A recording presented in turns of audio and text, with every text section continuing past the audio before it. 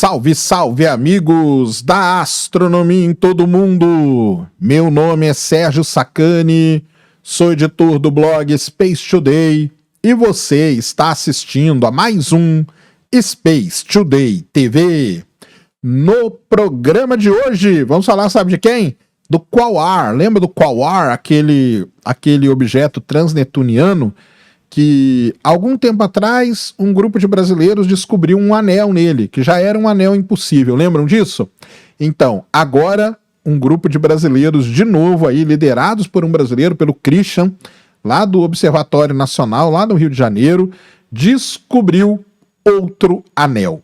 É o segundo anel e o segundo anel impossível de ser encontrado no Quasar. Vamos entender por que é impossível. E mais uma grande aí descoberta que conta com astrônomos brasileiros. Vamos entender a história toda? Manda a vinheta.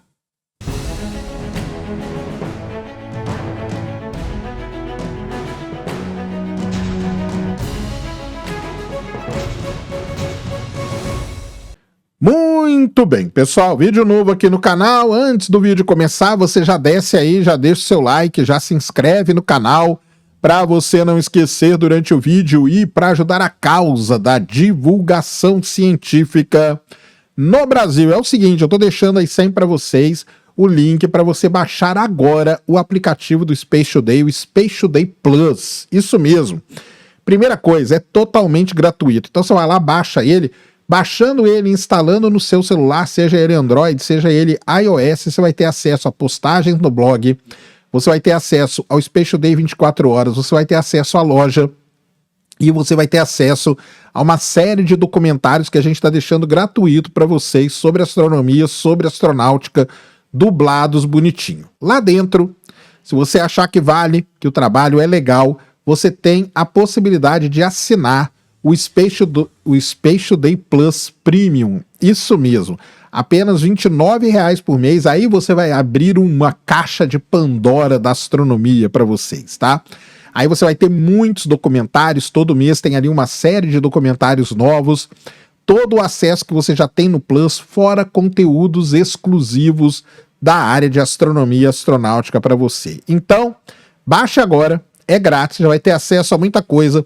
Se você achar que vale a pena, que é legal para ajudar o Space Today, você entra lá e assina o Premium, R$ 29,00 por mês e vai ter acesso a muita coisa interessante, beleza? Link está aí na descrição, baixe agora Space Today Plus e vamos para o vídeo de hoje. Passar aqui nossos 10, 15 minutinhos batendo um papo sobre algo interessante, relevante e importante que acontece no nosso universo. Muito bom. Anéis em objetos no sistema solar. A gente sabe que todos os planetas, né, externos, Júpiter, Saturno, Urano e Netuno, todos eles têm um sistema de anéis, né? Isso aí foi descoberto lá nos anos 1600, quando assim que o telescópio, né, foi inventado, assim que o telescópio foi apontado para o céu, os astrônomos começaram a ver os anéis de Saturno, depois com as sondas a gente viu os anéis de Júpiter, Urano e Netuno. Até aí, tudo bem, tudo tranquilo. Depois de um tempo, se descobriu que asteroides também tinham anéis. E aí nós temos o caso exemplar, né, até de um brasileiro, do Felipe Braga Ribas, que lá em 2017 ele descobriu o anel do asteroide Chariclo, algo muito legal mesmo. E como que ele fez essa descoberta? Usando uma técnica que a gente conhece por ocultação de estrelas. A partir daí, então, a gente pode dizer que se formou uma escola brasileira para descobrir esse tipo de objeto, né, esse tipo de fenômeno em objetos do sistema solar. Esse ano, eu já trouxe aqui no canal para vocês a descoberta dos brasileiros ali do Observatório Nacional que descobriram um anel ao redor de um objeto transnetuniano, ao redor do Quasar. Isso foi uma descoberta muito interessante, por quê? Anéis não é uma coisa assim, né, como eu falei, uma novidade, mas no Quasar é. Por quê? Aquele primeiro anel que foi divulgado antes, eu vou deixar o vídeo aqui para vocês poderem acessar, já era um anel impossível. E por que a gente chama de impossível? A gente chama de impossível porque cada objeto do sistema solar ele possui uma distância dele que a gente chama de limite de Roche. Isso quer dizer o quê? Se um objeto vai se aproximando muito daquele objeto, um objeto menor, ele vai ser destruído e cria-se um anel ali em volta dele. Todos os objetos que eu falei, Júpiter, Saturno, tudo, os anéis estão nesse limite de Roche. O que acontece no caso do Quasar? No caso do Quasar, o sistema de anéis dele não está no limite de Roche. Olha só, não está lá. Então, isso é muito interessante, porque isso faz com que esse anel do Quasar seja um anel impossível, né? Ou não era para existir ele lá. Muito bem, o tempo passou, alguns meses aí, e o que aconteceu agora? Um outro grupo de pesquisadores, liderado pelo Christian, por um brasileiro, lá do Observatório Nacional também, aliás, um salve para ele ali, porque foi ele que me mandou todo esse material aqui, que eu estou passando para vocês agora, descobriram um outro anel, um segundo anel no Quasar. E aí? Será que agora o anel estava no lugar certo? Não. Era um segundo anel impossível de existir nesse objeto, o que é muito legal. Então, diferente dos anéis observados aí no Charículo, né? E no Haumea, que são outro objeto também, e nos 4 grandes planetas do Sistema Solar, o anel do Quasar se encontra em uma região inesperada, muito além do limite de Roche. Então ele tem um objeto se quebrou todo e formou um anel muito além do limite de Roche. Isso é muito, muito interessante, né? Para o Quasar, o limite de Roche é estimado em 1.780 quilômetros do centro do corpo. Como eu falei, o limite de Roche é uma região em que as forças de maré do corpo central estão em equilíbrio com a atração mútua das partículas que compõem o anel, impedindo então que esse anel ele sofra um processo de acreção e forme um satélite. Outra propriedade interessante e não usual do anel do Quasar é a variabilidade da sua largura e opacidade. Ele é muito estreito e denso numa região, enquanto ele é mais tênue e mais extenso em outra. Ou seja, além de ser um anel que está numa posição impossível, ele também é um anel que tem uma variação, e isso é muito interessante. Então, a fim de obter mais informações do Quasar, né, e seu curioso anel, a equipe aí de astrônomos organizou uma campanha observacional para ocultação estelar, que foi observada no dia 9 de agosto de 2022, envolvendo telescópios amadores e profissionais como Gemini Norte, o Canadá, França, Havaí, que fica lá no Havaí, telescópios aí com diâmetro de 8,1, no caso do Gemini, né, e de 3,6 metros.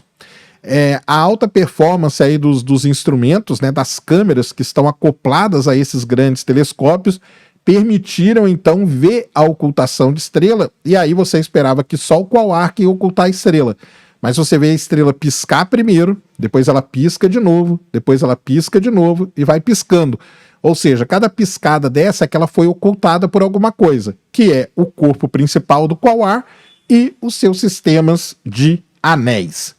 A região densa e estreita do anel previamente descoberto, chamado de Q1R, foi sondada por essa ocultação, revelando uma estrutura estreita confinada com aproximadamente 5 km de largura e bastante densa, tá? Isso aí é muito legal. Esse núcleo estreito do anel é cercado por um envelope de material disperso com cerca de 60 km, se assemelhando à estrutura do anel F de Saturno, tá? A região mais extensa e tênue desse anel também foi detectada, tendo uma largura média de 90 km e com menos de 1% da opacidade, ou seja, da densidade da outra região. A distância calculada entre o Quasar e esse anel é de 4.060 km. Esses dados ainda revelaram a presença de um segundo anel no Quasar, previamente denominado de Q2R. Esse anel já possui cerca de 10 km de largura e ele está mais próximo, tá? Mas ele está a 2.520 km. Lembra que o limite de Roche é 1.780 para o Quasar. Ou seja, não era para encontrar anel aonde um deles, né, a 4.000 km de distância do Quasar e o outro a 2.500 km de distância do Quasar. Não era para ter encontrado mesmo, né? Mesmo. Mas encontraram. Então, isso é que é o grande tchan desse trabalho. Primeiro, feito por brasileiro, descobriram anéis no Quaoar, o negócio já é difícil pra caramba. Descobriram dois anéis que não deviam estar aonde eles estão, e além disso, os anéis possuem uma variação, tanto de espessura como densidade de material, o que é algo meio inédito aí no sistema solar, o que é legal pra caramba. Então, o Charículo, Haumea, o Quaoar, agora o que acontece, né, naquela região, o Charículo tá mais perto, né? Mas o que acontece naquela região lá nos transneptunianos, né, que faz com que você tenha esse comportamento desses objetos? Isso é que é muito legal.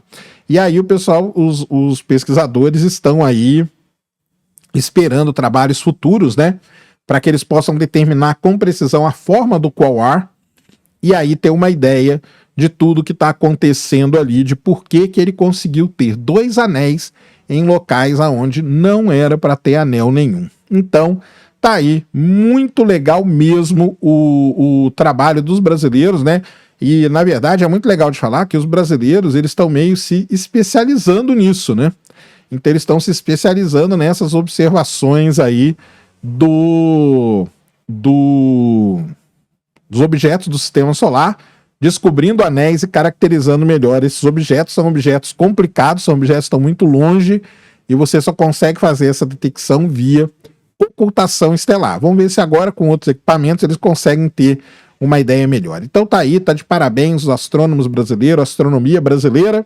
E mais um aí, né? O que será que está acontecendo nos confins do sistema solar para a gente ter um objeto como o Quaoar, que tem dois anéis que não deveriam existir? Tá aí, mais um mistério para a astronomia. Esse era o vídeo que eu queria trazer aqui no canal para vocês agora. Espero que vocês tenham gostado. Se gostou, já sabe, aquele tapa no dedão, aquela voadora com tudo no peito do like. Isso ajuda pra caramba o vídeo, o canal a ganhar relevância. Nunca se esqueça do pacotão youtubístico, compartilha, favorita, se inscreve no canal se você ainda não é inscrito. Deixa aí nos comentários o que você quiser saber. Tamo junto dioturnamente na luta contra a má divulgação científica no Brasil e contra a anemia na divulgação da astronomia no nosso país. Mais uma vez, meu nome é Sérgio Sacani, sou editor do blog Space Today e você acabou de assistir a mais um Space Today TV. Fui!